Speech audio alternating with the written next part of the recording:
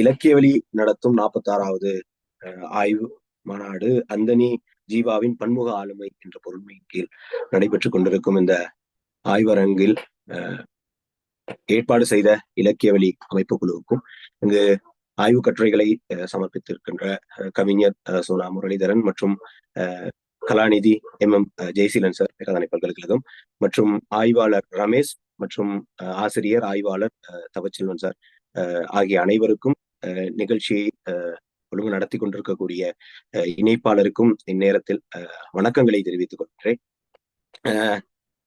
Anthony Jeeva ஐயா பற்றி கட்டுரைகளை வாசிக்கும் போது இந்த வசனம் அவர் அடிக்கடி கூறுவார் என்று குறிப்பிட்டுள்ளார். கலை இலக்கிய செயற்பாடுகள் எனக்கு அளிப்பது ஊதியம் அல்ல, உயிர் என்று அடிக்கடி இந்த வசனத்தை சொல்வதாக இந்த கட்டுரை வாசிக்கும் போது எனக்கு கிடைத்தது. இவருடைய அரங்க செயற்பாடுகள் மிக நீளமானது. மலையக அரங்க சூழலை பொறுத்தளவில் அந்தனி ஜீவா பற்றிய அவருடைய அரங்க செயற்பாடுகள் மிக கனதியானதும் கண்டிப்பாக இலங்கை சூழலிலும் மலையக சூழல் அரங்க சூழலிலும் மிக ஆழமாக பார்க்க வேண்டிய ஒரு பார்வை இருக்கிறது. இவருடைய நாடகத்தை பாடசாலை காலத்திலிருந்து ஆரம்பிக்கலாம் என நினைக்கின்றேன். பாடசாலை காலத்திலே இவருடைய ஆசிரியர் இவருடைய முதலாவது நாடகம் ஒன்றை பழக்கி இருக்கிறார். அந்த நாடகத்தினுடைய பெயர் அந்தோ நாகரிகம் என்ற ஒரு நகைச்சுவை நாடகம். அந்த நாடகத்தில் முதலாவதாக நடிகராக அறிமுகமாகியிருக்கிறார் அந்தனி ஜீவா அவர்கள். அந்த நாடகம் பற்றிய குறிப்புகள் வீரகேசரி பத்திரிகையில் கலாமன்றம் என்ற நாடக கலை பற்றிய செய்திகள் வெளிவரும் செய்தியில் ஆசிரியர் டேவிட் ராஜ் என்பவரால் இவர் பாடசாலை நாடகத்தில் நடித்ததை பாராட்டி படம் போடப்பட்டு அது ஒரு செய்தியாக வெளிவந்திருக்கிறது. அதன் பிறகு பாடசாலை காலத்திலே அவருடைய ஆசிரியர்களுடைய நாடக செயற்பாடுகளில் தொடர்ச்சியாக இவர் பங்கு பெற்றிருக்கிறார். அதன் பிறகாக கொஞ்சம் கொஞ்சமாக இந்த சமூகத்தினுடனான ஊடாட்டத்தில் கொழும்பில் மிக பரவலான சில இலக்கிய செயற்பாடுகளில் அறிமுகமாகி இலங்கை திராவிட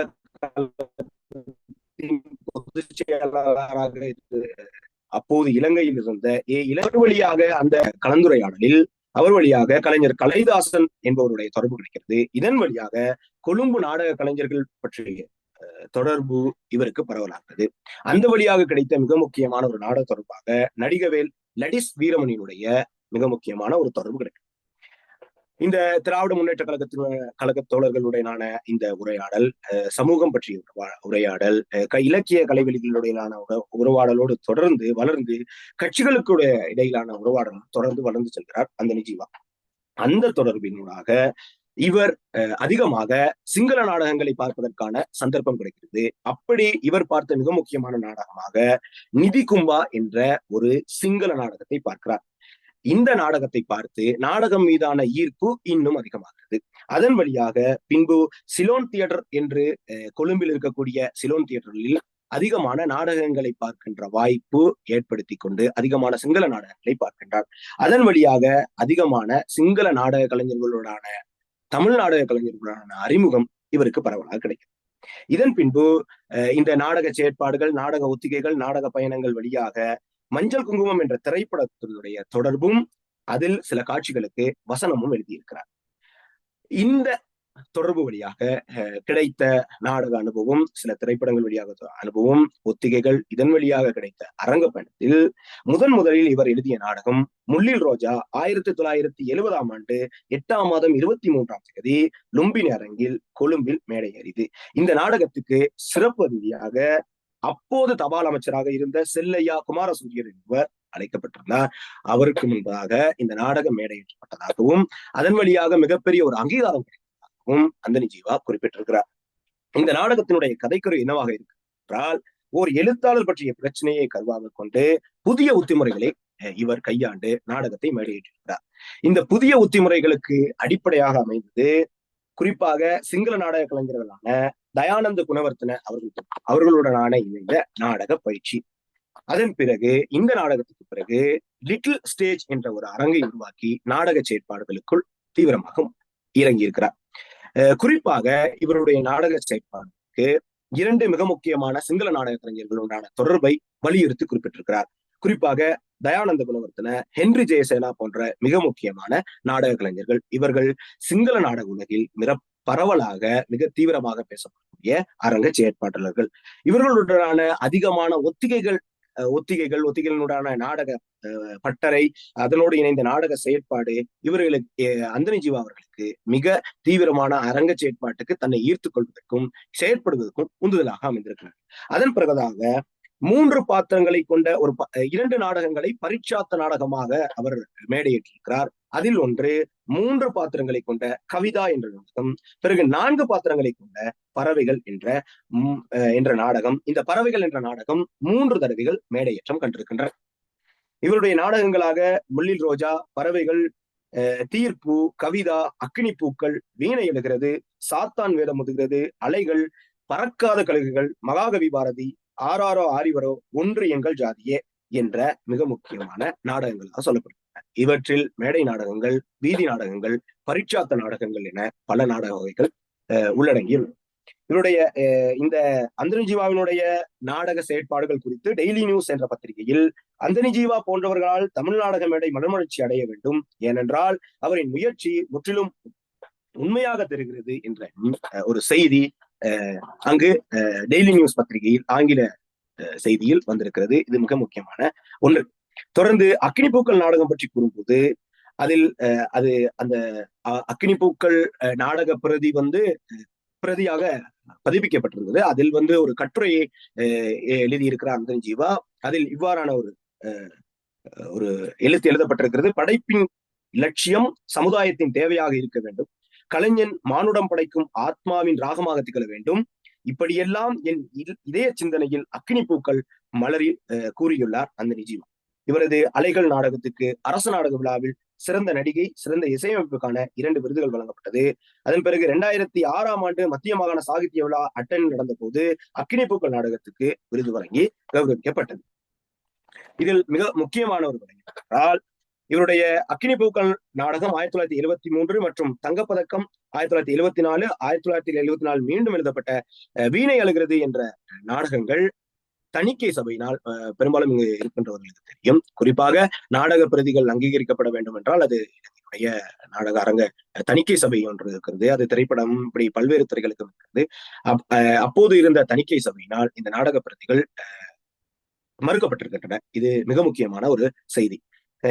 இப்போது அக்கினி பூக்கள் நாடகம் பற்றி பார்த்தோம்னா, மிக 112 பக்கங்களை கொண்ட இந்த அக்கினி பூக்கள் நாடக பிரதி ஞானம் பதிப்பகத்தினால் கண்டியில் வெளியிடப்பட்டது 1999ஆம் ஆண்டு. இந்த அக்கினி பூக்கள் நாடகத்தினுடைய பிரதான பேசுபொருளாக இருப்பது தொழிலாளர் போராட்டங்களையும் வேலை நிறுத்தங்களையும் கருவாக கொண்டது.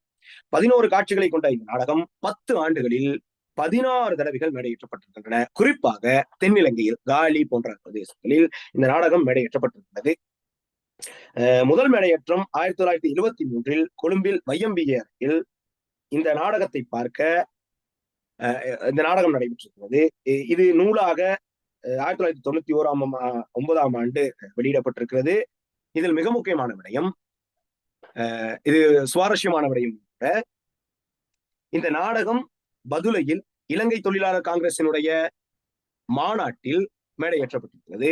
இந்த மாநாட்டிற்கு இந்திய நாடக கலைஞர்கள், இந்திய திரைப்பட கலைஞர்களான ஜெமினி கணேசன், நாகேஷ் மற்றும் நடிகை சுஜாதா போன்றவர்கள் வருகை தந்திருக்கிறார்கள். இந்த நாடகத்தை பார்த்து அந்தனி ஜீவா அவர்களுக்கு மிகப்பெரிய வாழ்த்து கிடைத்திருக்கிறது. இந்த நாடகத்தை பார்த்த அங்கு வந்த கட்சியினுடைய உறுப்பினர்கள் மிக ஆரவாரமாக இந்த நாடகத்தை பார்த்து கரகோஷம் எழுப்பி வாழ்த்து தெரிவித்ததாக மிக முக்கியமான ஒரு குறிப்பிடப்பட்டுள்ளது. இவ்வாறாக அக்கினி பூக்கள் நாடகத்தினுடைய செயற்பாடுகள் இவ்வாறு இருக்க, அடுத்ததாக இவருடைய வீதி நாடக முயற்சிகள் பற்றி பேச வேண்டிய தேவை இருக்கிறது. வீதி நாடக முயற்சியில் இவர் முதலாக வீதி நாடக முன்னோடியான சிங்கள நாடக ஆசிரியர் காமினி ஹத்தொட்டுகவின் அந்த நாடக பயிற்சி பட்டறைகள், நாடக செயற்பாடுகள் வழியாக இணைந்து செயற்பட்டதன் பின்பு அவருடைய பயிற்சியின் பின் ஹட்டன் டன்பார் மைதானத்தில் இந்த காமினி அத்தொட்டுகவே செய்த நாடகத்தை தமிழில் மொழிபெயர்த்து டன்பார் மைதானத்தில் இவர் நடத்தி இருக்கிறார். அதுக்கான சந்தர்ப்பமும் அளிக்கப்பட்டிருக்கிறது. இதனூடாக வீதி நாடகத்துக்குள் நுழைந்திருக்கிறார் அந்தனி ஜீவா. இந்த வீதி நாடகத்தினுடைய தொடர்ச்சி அடுத்த கட்டத்துக்கு சென்றிருக்கிறது. குறிப்பாக மிக முக்கியமான ஒரு தகவல் என்னென்றால், இந்தியாவினுடைய வங்காளதேசத்தினுடைய மிக முக்கியமான ஒரு நாடக செயற்பாட்டாளர் பாதர் சர்க்கார். இவர் உலகளாவிய ரீதியில் பேசப்படுகின்ற ஒரு அரங்க செயற்பாட்டாளர். 3ஆம் அரங்கு என்று ஒரு அரங்கு, அந்த அரங்குக்கான அடித்தளமிட்டு இந்தியாவின் பல பாகங்களில் நாடக செயற்பாடுகளை செய்தார். இவருடைய பயிற்சி பட்டறை 1980ஆம் ஆண்டு இந்தியாவில் வீதி நாடகம் இந்தியாவில் சோழமண்டல ஓவிய கலைஞர்கள் கிராமத்தில் ஒரு பயிற்சி பட்டறை ஏற்பாடு செய்யப்பட்டிருந்தது. அதில் 28 கலைஞர்கள் காண பட்டறை நடைபெற்றது. 9 நாட்கள் நடைபெற்றது. இதில் இவரை இந்த அந்தனி ஜீவாவை அழைத்தவர் இந்தியாவில் இருக்க தமிழ்நாட்டில் இருக்கக்கூடிய அக்னிபுத்திரன். இந்த 9 நாள் பயிற்சி பட்டறை மிக முக்கியமாக தமிழ்நாட்டு நாடக சூழலில் மிகப்பெரிய ஒரு தாக்கத்தை ஏற்படுத்தியது. அது தமிழ்நாட்டில் மட்டுமல்ல, அந்தனி ஜீவா இந்தியா சென்று அங்கு பயிற்சி பட்டறையின் பங்கு பற்றி நாடக அனுபவங்களை பெற்றுக்கொண்டு இலங்கை வந்த பிறகு இலங்கை நாடக சூழலிலும் மிகப்பெரிய ஒரு மாற்றத்தை உண்டு பண்ணியது என்று சொல்றோம். குறிப்பாக இந்த 28 பேரை நான் இங்கு குறிப்பிடுகின்றேன். அந்த 28 பேரில் பலரை இங்கு பல ஆளுமைகளுக்கு தெரிந்திருக்கும் என்று நான் நம்புகிறேன். அம்சன் குமார், மனோகரன், பரஞ்சோதி, ரங்கராஜன், வெளிரங்கராஜன், கோவிந்தராஜ், முருகேசன், பழனிவேல், முத்துராமலிங்கம், பூமணி, அரவிந்தன், சாமிநாதன், ஆல்பர்ட், மீனாட்சி சுந்தரம், ஞானி, பிரக்ஷா ஞானி, ராஜேந்திரன், சந்திரன், கார்வண்ணன், பரமேஸ்வரன், விவேகானந்தன், அக்னிபுத்திரன், கேவி ராமசாமி, அடுத்து அந்தனி ஜீவா. இந்த சந்திரன், கார்வண்ணன், பரமேஸ்வரன் இதற்கு முன்பு கூறப்பட்ட பெயர்கள் நின்று கொண்டிருப்பவர்கள்.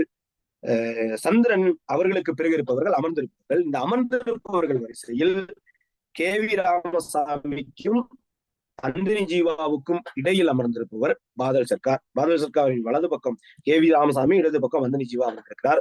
அதன் பிறகு செல்வராஜ், சம்பந்தன், கே குணசேகரன், எம் ராமசாமி, பாரவி, பிரபஞ்சன் போன்ற மிக முக்கியமான இலக்கிய அரங்கு சார்ந்த செயற்பாட்டாளர்கள் இந்த பயிற்சி பட்டறையில் பங்கு பற்றி அதன் பிறகாக தமிழ்நாட்டில் நாடக செயற்பாடு வேறொரு தளத்துக்கு சென்றதாக கூறப்படுகின்றது.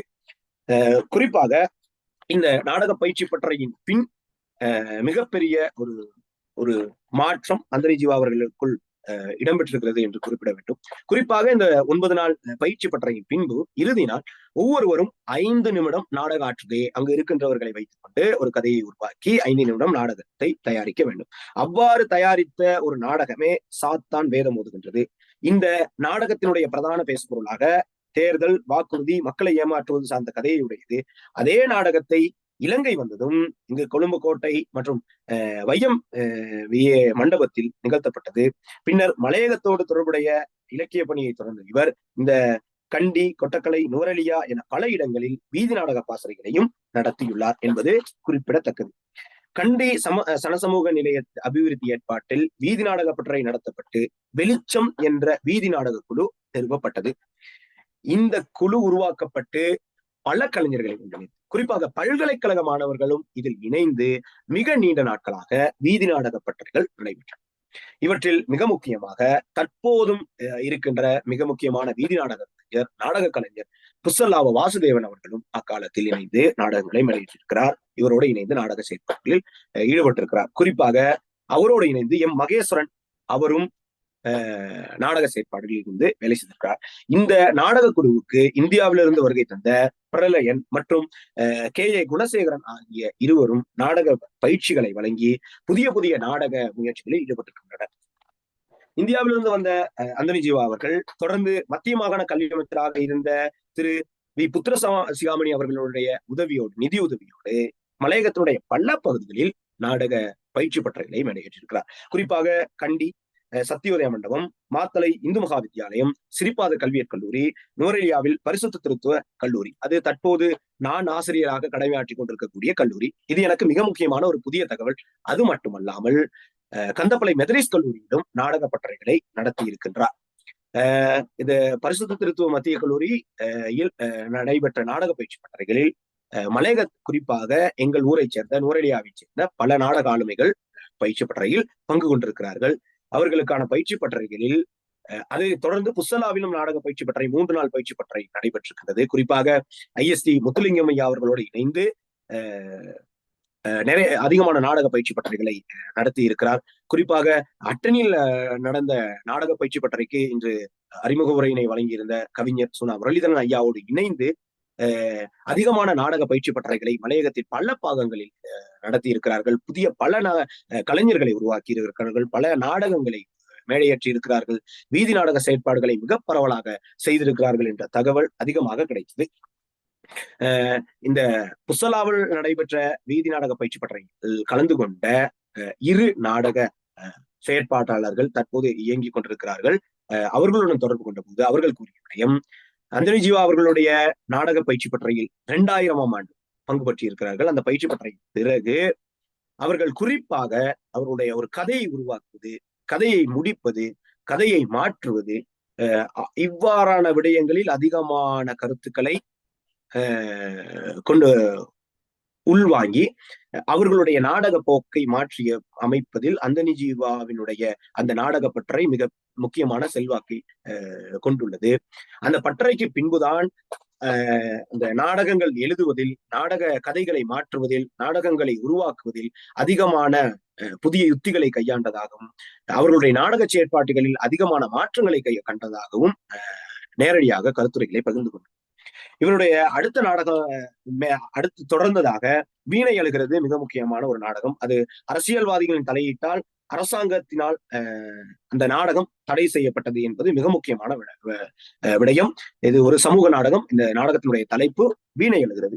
அதனைத் தொடர்ந்து மீனவர்களுடைய பிரச்சனை பேசுகின்ற 1978ஆம் ஆண்டுக்குரிய தேசிய நாடக விழாவில் 2 பரிசுகளை பெற்றுக்கொண்ட அலைகள் என்ற நாடகம்.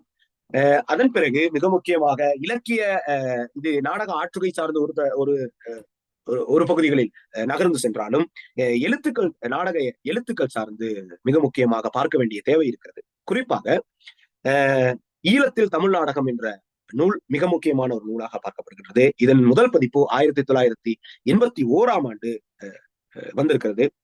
வெளியீடு அகரம், சிவகங்கை. 42 பக்கங்களை கொண்ட இந்த நூலின் முன்னுரை பேராசிரியர் வானமாமலை அவர்கள் முன்னுரை வழங்கியிருக்கிறார். அந்த முன்னுரையில் மிக முக்கியமான ஒரு விடயத்தை வலியுறுத்தியிருக்கிறார். அதை நான் வாசிக்கின்றேன். கூத்துக்கள், இசை நாடகம் என ஈழத்தில் இடம்பெற்ற நாடக முறையையும் நாடக ஆளுமைகளான சங்கரதா சுவாமிகள், பம்மல் சம்பந்த முதலியார், கணபதி பிள்ளை, பேராசிரியர் வித்யானந்தன், நாடக கூத்து முயற்சிகள், அதன் சமூக இயக்கங்களும், அந்தனி ஜீவாவின் ஈழத்து தமிழ் நாடகம் என்ற நூல் முற்போக்கு நாடகமாக அக்குனி பூக்கள் நாடகத்தை குறிப்பிட்டு நாடக வளர்ச்சியின் தேவையை வலியுறுத்தி தனது முன்னுரையை நிறைவு செய்திருக்கின்றார் பேராசிரியர் இந்த நூல் 1978 ஆகஸ்ட் மாதம் தமிழ்நாட்டில் திருப்பூரில் இடம்பெற்ற கலை இலக்கிய பெருமன்ற மாநாட்டில் ஆய்வு கட்டுரையாக சமர்ப்பிக்கப்பட்ட இந்த ஆய்வு கட்டுரை பிறகு நூலாக வெளியிடப்பட்டிருக்கிறது. இதனுடைய இந்த ஈழத்தில் தமிழ் நாடகம் என்ற இந்த ஆய்வு கட்டுரையில் மிக முக்கியமான ஒரு விடயமாக நூலின் நுழைவாயில் சிறுகதை நாவல் நூலினுடைய அறிமுகத்தில் இவ்வாறு அந்தனி ஜீவா குறிப்பிடுகிறார். நூலின் நுழைவாயிலில் சிறுகதை, நாவல், கவிதைக்கு கொடுக்கும் முக்கியத்துவம் ஏன் நாடகத்துக்கு வழங்கப்படவில்லை? நாடகத்தின் அவசியம், அதன் பார்வை, நாடகத்தின் தேவை பற்றிய அறிமுகத்தோடு நூலின் அறிமுகத்தை இவ்வாறு தொடர்கின்றார். இந்த நூலினே 14 பொருண்மையின் கீழ் கட்டுரைகள் அந்த கட்டுரை இடம்பெற்றிருக்கின்ற உலக நாடக மேடையின் போது சோபோக்லிஸிலிருந்து ஷேக்ஸ்பியர் வரை, பிறகு இப்சன் போன்ற பல நவீன நாடக ஆளுமைகள் வரை உலகத்தில் எவ்வாறான நாடக செயற்பாடுகள் நடைபெற்றுக் கொண்டிருக்கின்றன, நாம் எவ்வாறு பயணிக்க வேண்டும், நாடகங்களை படிக்க வேண்டும், இதனுடைய தேவை என்ன என்பது பற்றி அந்த உலக நாடக மேடையிலும் தமிழ் நாடக மேடையில் கூத்துக்கள், குறிப்பாக வடமோடி தென்மோடி கூத்துக்கள், பிரித்தானியர் வருகைக்கு பிறகு ஏற்படக்கூடிய அந்த கத்தோலிக்க மரபு கூத்துக்கள், அது யாழ்ப்பாணத்தில் ஏற்படுத்திய தாக்கங்கள், பின்பு நாட்டுக்கூத்து, பல்கலைக்கழக பணி, குறிப்பாக இசை நாடகம் வந்ததுக்கு பிறகு ஏற்படக்கூடிய மாற்றங்கள், பேராசிரியர் கணபதி பிள்ளையினுடைய நாடக செயற்பாடுகள், 1956க்கு பிறகு இது ஒவ்வொன்றும் அதனுடைய பொருண்மை, உலக நாடக மேடை, தமிழ் நாடக மேடை, நாட்டுக்கூத்து, பல்கலைக்கழக பணி, பேராசிரியர் கணபதி பிள்ளை நாடக செயற்பாடு, 1956ஆம் ஆண்டுக்கு பிறகு ஏற்படக்கூடிய மாற்றம், பேராசிரியர் சுனா வித்யானந்தன், கலையரசு சொர்ணலிங்கம், நடிகமணி வைரமுத்து, நடிகவேல் லடீஸ் வீரமணி, தழுவல் நாடகங்கள், கவிதை நாடகங்கள், நாடக விழாக்கள், பிறமுயற்சிகள், பின்குறிப்பு என 14 தலைப்பின் கீழ் இந்த ஈழத்து தமிழ் நாடகம் என்ற தலைப்பில் இந்த கட்டுரை சமர்ப்பிக்கப்பட்டிருக்கிறது. இதில் கிட்டத்தட்ட 1970-80க்கு வரையான கூத்துக்களில் இருந்து அற்றை வரைக்குமான அந்த நாடக செயற்பாடுகள், கொழும்பில் நாடகம் நடைபெற்றது, பல்கலைக்கழகத்தில் நாடகம் நடைபெற்றது, குறிப்பாக அதில் இருக்கக்கூடிய நாடக செயற்பாடுகள், நாடக ஆளுமைகள் பற்றிய மிக முக்கியமான குறிப்புகளை இந்த ஆய்வு கட்டுரை பிறகு வந்த நூலாக வெளியிடுவதில் அதிகமான தகவல்கள் பகிரப்பட்டிருக்கின்றன. தொடர்ந்து இதனுடைய இதுல மிக முக்கியமான ஒரு விடயம் இசை நாடகத்தினுடைய வருகை. அது சிங்கள நாடக அரங்கில் டவர் நாடக மண்டபம் உருவாக்கத்துக்கு அடிப்படையாக அமைந்த காரணிகள், அதற்கு பின்புலமாயிருந்த பம்பாயை சேர்ந்த அந்த நாடக கம்பெனி, அதன் பிறகு வரக்கூடிய ஜோண்டி சில்வா, இது போன்ற பல தகவல்களை இந்த ஆய்வு கட்டுரை தாங்கி நிற்கின்றது. இதன் பிறகு இருக்கக்கூடிய தகவல்கள் என்னவென்றால், அதிகமாக இவர் எழுதியிருக்கக்கூடிய நூல்களில் நாடக ஆளுமைகள் சார்ந்தும் நாடக செயற்பாடுகள் சார்ந்தும் அதிகமான தகவல்களை பகிர்ந்திருக்கிறார். அதில் ஒரு நூல் அமைதி கோர்ட் நடந்து கொண்டிருக்கிறது என்ற நூல். இந்த நூலை நியூ செஞ்சுரி புக் ஹவுஸ் 2010 வெளியிட்டிருக்கிறது. இதில் மொத்தம் 31 தலைப்பில் கட்டுரைகள் 108 பக்கங்களை கொண்டிருக்கின்றன. தினக்குரலில் வெளியிடப்பட்ட கட்டுரைகள், அதாவது அமைதி கோர்ட் நடந்து கொண்டிருக்கிறது. இதுல வந்து முதலாவது அறிமுகம் செய்யக்கூடிய நாடக கலைஞர் யார் என்றால் மராட்டிய நாடக ஆசிரியர் விஜய் டெண்டுல்கர். அதன் பிறகு காலம் மறைந்த கவிஞர் என்ற தலைப்பின் கீழ் கவிஞர் கமதாசன் அவருடைய நாடகம், மலேசியா சிங்கப்பூர் நூல் தேட்டம் என்ற கட்டுரையில் என் செல்வராஜா அவர்களுடைய நாடகம் பற்றிய தகவல்கள் நூலில் குறிப்பிட்டிருக்கிறார். அதன் பிறகுதாக இயக்கமும் இளஞ்செழியனும் என்ற தலைப்பில் இவருடைய முயற்சியில் இந்தியாவில் மேடையேற்றப்பட்ட அந்த கட்டுரையில் இந்தியாவில் மேடையேற்றப்பட்ட தூக்கு மேடை, மணிமகுடம், எம்.ஆர். ராதாவின் கீமாயனம் போன்ற நாடகங்கள் எப்படி இளஞ்செழியன் இலங்கைக்கு அறிமுகம் செய்கிறார், இவர் வழியாக எப்படி அந்த மாதிரியான நாடகங்கள், பிறகு சினிமா பாணியிலான நாடகங்கள் எப்படி மலையகத்துக்கும் இலங்கைக்கும் அறிமுகமாகின்றன என்பது பற்றிய சில குறிப்புகளை இந்த இயக்கமும் இளஞ்செழியனும் என்ற கட்டுரையின் மூலமாக எழுதியிருக்கிறார்.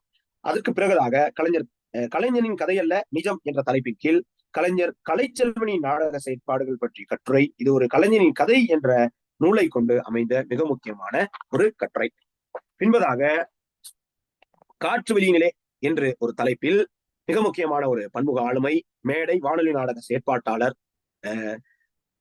இதில் மிக முக்கியமான ஒருவர் ஜஃபார், சாத்தான்குளம் அப்துல் ஜஃபார். அவருடைய நாடக செயற்பாடுகள் பற்றி, குறிப்பாக வானொலி நாடகங்கள் பற்றிய அதிகமான தகவல்களை பகிர்ந்திருக்கிறார்.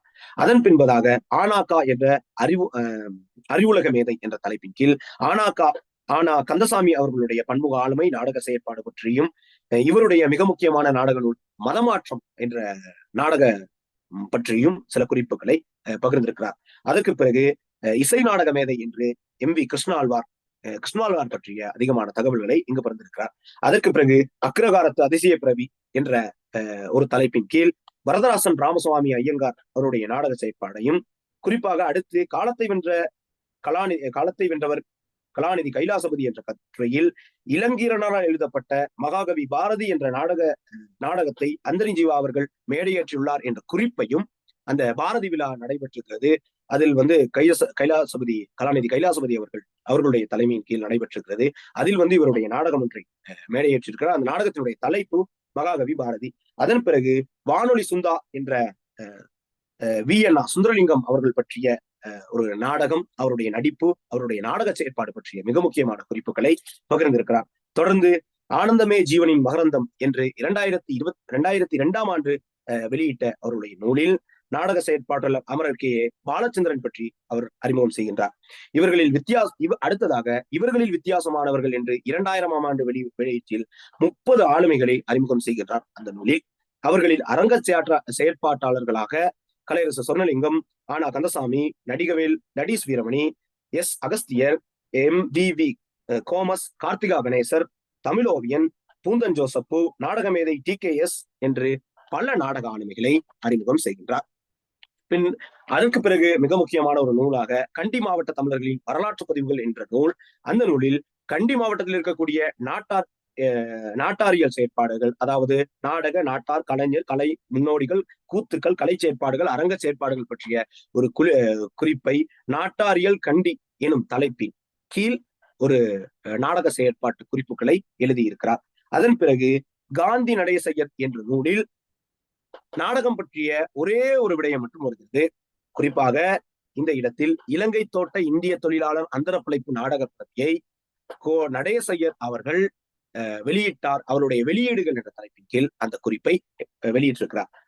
அதன் பிறகு 1992 வெளியிடப்பட்ட சுவாமி விபுலானந்தர் என்ற நூலில் விபுலானந்தருடைய யாழ் நூல், அதன் பிறகு நாடகம் பற்றிய மிக முக்கியமான குறிப்புகளை கொண்ட மதங்க சூளாமணி, இன்னும் விபுலானந்தருடைய நாடகம் தொடர்பான செயற்பாடுகள், அதன் பற்றிய அரங்கு சார்ந்த விடயங்கள், வில்லியம் ஷேக்ஸ்பியர், பிறகு விபுலானந்தர் அரங்கு மீது கொண்டிருந்த பார்வை, தமிழ்நாட்டில் அவர் பார்த்த பார்வை, உலக நாடக அறிவு, அரங்கு பற்றிய அறிவு, அதனுடைய தேவை என்பவற்றை உள்ளடக்கியதாக, அரங்கு பற்றிய குறிப்புகளை உள்ளடக்கியதாக சுவாமி விபுலானந்தர் என்ற நூலில் அது பற்றிய குறிப்புகளை வந்திருக்கின்றார்.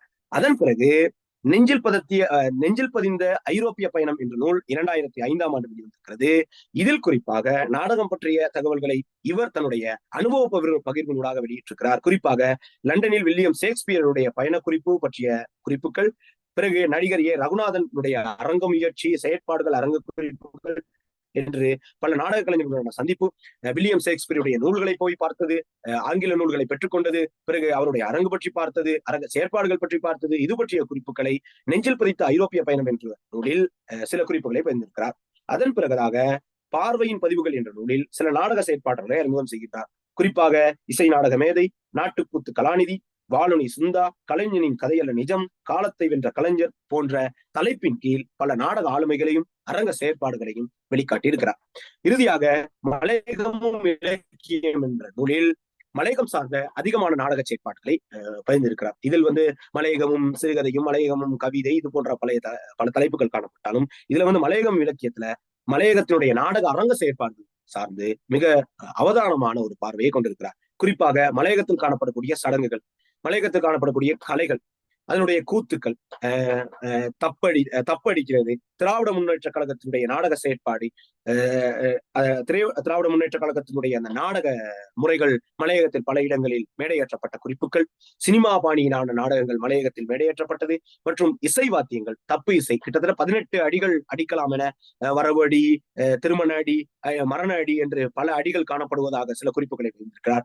குறிப்பாக நவீன நாடக முயற்சிகள், குழுக்களின் கலைவிழா நாடகங்கள் அதிகமாக, அதில் மலையகத்தில் சொல்லக்கூடிய காமன் கூத்து, அர்ஜுன் தபசு, பொன்னர் சங்கர் போன்ற கூத்துக்கள் காணப்பட்டாலும் அந்த மலையகம் இலக்கியம் என்ற கட்டுரையில் அந்த பகுதிக்குள் காமன் கூத்து பற்றிய விடயங்களையே மிக அதிகமாக பேசியிருக்கிறார். காமகூத்துடைய வரலாறு, அது நிகழ்த்தப்படும் முறை, அதனுடைய பாத்திரங்கள், அதனுடைய செயல்பாட்டு முறைகள் பற்றிய பல விடயங்களை மலையகம் இலக்கியம் என்ற நூலில் குறிப்பாக மலையகத்தில் காணப்படுகின்ற நாடக செயற்பாடுகள் பற்றி மிக ஆழமான ஒரு பார்வையை வெளிப்படுத்தி இருக்கிறார். அந்த நூலில் மிக முக்கியமான ஒரு குறிப்பு இருக்கிறது. கடந்த சில வருடங்களாக சில பிரச்சனை எழும்பி இருக்கிறது. குறிப்பாக காமன் கூத்து என்றுதான் அழைக்க வேண்டும், காமண்டி என்ற சொல் பயன்படுத்தக்கூடாது என்று. அது கடந்த 2 வருடங்களுக்கு முன்பு மிக தீவிரமாக சமூக வலைத்தளங்களில் ஒரு பிரச்சனையாக இருந்தது. மலையக கலைஞர் குழுவட்ட வாட்ஸ்அப் குழுவிலும் இந்த பிரச்சனை இருந்தது. இவருடைய இந்த மலையகம் இலக்கியம் என்ற இடத்தில் காமன் கூத்து என்று பதிவிட்டு விட்டு பக்கத்திலே காமண்டி என்ற சொல்லையும் பயன்படுத்தி இருக்கிறார். இது மிக முக்கியமான ஒரு ஆவணமாக நாங்கள் பார்க்கிறோம். குறிப்பாக தலைநகரில் மேடையேற்றப்பட்ட மலையகம் சம்பந்தப்பட்ட நாடகங்கள், போட்டிகளில் பங்கு பற்றிய நாடகங்கள் என்ற ஒரு பார்வையை மிக முக்கியமாக, மிக நீளமான ஒரு பார்வையை கொண்டதாக அந்தனிஜீவா அவர்களின் நாடக எழுத்து குறிப்புகள் பற்றிய பார்வையை அவதானிக்க முடியும். இவ்வாறாக இதில் அடுத்த களமாக அதிகமான நாடகங்களில் மேடையேற்றி இருக்கிறார் அந்தனிஜீவா. பாடசாலை நாடகங்களை மேடையேற்றிருக்கிறார். பாடசாலை நாடக செயற்பாடுகளில் அதிகமாக செயற்பட்டிருக்கிறார். அதிலும் முக்கியமாக இந்த தமிழ் தின போட்டிகளில் நடுவராக பங்காற்றியிருக்கிறார். அவருடைய சிறகு விரிந்த காலம் என்ற நூலில் மிக முக்கியமான ஒரு பதிவை வெளியிட்டிருக்கிறார். மிக முக்கியமான பதிவு. நாங்கள் நாடகம் பற்றிய மலையக நாடகங்கள் பற்றி பேசும் பொழுது, பாடசாலை நாடகங்கள் பேசும்போது வெளிச்சம் வெளியே இல்லை என்ற நாடகம் மிக முக்கியமான ஒரு நாடகமாக பேசப்பட்டது. அதனுடைய அரசியல் பின்புலங்கள் மிக அதிகமான தாக்கங்களுக்கு உட்பட்டதாக நாங்கள் கேள்விப்பட்டிருக்கிறோம். அது பற்றிய மிக முக்கியமான ஒரு தகவலை இவர் பகிர்ந்திருக்கிறார். என்னவென்றால், வெளிச்சம் வெளியே அந்த நேரத்தில் நடந்த மத்திய மாகாண தமிழ் தின போட்டியில் நடுவராக கடமையாற்றி இருக்கின்றார். அப்பொழுது பல நாடகங்கள் மேடையேறியிருக்கின்றன. அதில் மிக முக்கியமான ஒரு நாடகம் வெளிச்சம் வெளியே இல்லை. இந்த வெளிச்சம் வெளியே இல்லை நாடகத்துக்கு தான் முதலிடம் கொடுக்க வேண்டும். இவர்களுக்கு முதலிடம் கொடுத்து விட்டார்கள். முதலிடம் கொடுத்து அந்த தகவலை வெளியிலே பகிர்ந்து கொள்ள வேண்டும். உடனடியாக ஒரு தொலைபேசி அழைப்பு வருகிறது. அது இலங்கை தொழிலாளர் காங்கிரசினுடைய தலைவர் திரு தொண்டமான் அவர்களிடமிருந்து வந்திருக்கிறது. இந்த நாடகத்துக்கு முதலாம் இடம் கொடுக்க வேண்டாம், ஆனால் வேறு வழி இல்லை, இவர்கள் தகவலை பகிர்ந்து விட்டார்கள். தற்போது அங்கு அந்த விழாவுக்கான பதக்கங்களை வழங்க வேண்டும். எல்லா நிகழ்வுக்கான பதக்கங்களும் வழங்கப்பட்டு விட்டன. ஆனால் வெளிச்சம் வெளியே இல்லை. இந்த நாடகத்துக்கு மட்டும் நாடகத்துக்கான பதக்கங்கள் மட்டும் வழங்கப்படவில்லை. அந்த நேரத்தில் மத்திய மாநில கல்வி அமைச்சராக இருந்தவர் சதாசிவம்.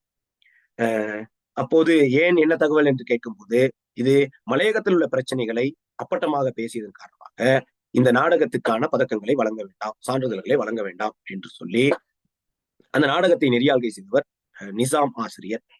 அது ஒரு மிகப்பெரிய ஒரு பிரச்சனையாக இருந்தது. பிறகு அப்போது அந்த விழாவுக்கு வருகை தந்திருந்தவர் அந்த அந்த நேரத்தில் கல்வி அமைச்சராக இருந்த ரணில் விக்ரமசிங்க.